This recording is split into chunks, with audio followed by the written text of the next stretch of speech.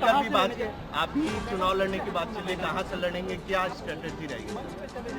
देखिए, ये बात मैंने कही है कि मैं बहुत लंबे समय तक अपने आप को केंद्र की राजनीति में नहीं देखता हूँ। मेरा राजनीति में आने का कारण ही लेकर भी बात, आप ही चुनाव लड़ने की बात चलिए, कहाँ से लड़ेंगे, क्या स्ट्रेटेजी रहेगी? देखिए, ये बात मैंने कही है कि मैं बहुत लंबे समय तक अपने आप को केंद्र की राजनीति में नहीं देखता हूँ। मेरा राजनीति में आने का कारण ही बिहार और बिहारी रहे हैं।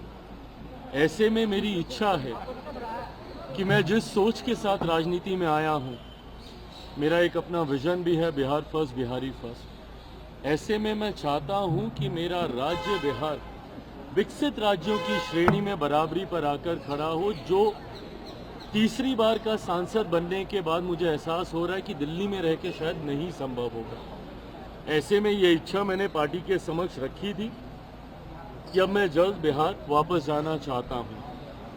ऐसे में अगर पार्टी चाहेगी, और जब मैं ये कहता हूँ कि पार्टी चाहेगी तो छूटते ही आप लोग ये सवाल दागेंगे कि भैया आप ही पार्टी हैं, आप अगर चाहेंगे तो कौन आपको रोकेगा।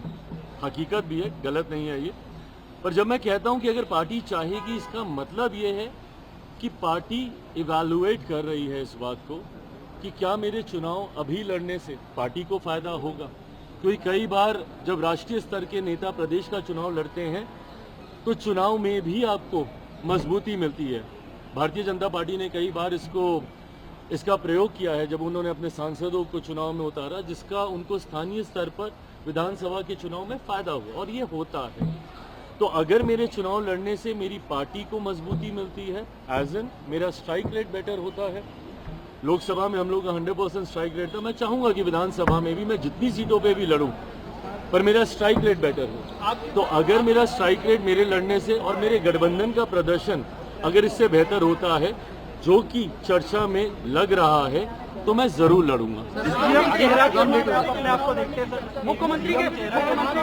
मुख्यमंत्री पद की बिहार विधानसभा चुनाव में मुख्यमंत्री पद की कोई वैकेंसी नहीं है। मौजूदा मुख्यमंत्री नीतीश कुमार जी ही चुनाव परिणामों के बाद प्रदेश के मुख्यमंत्री बने।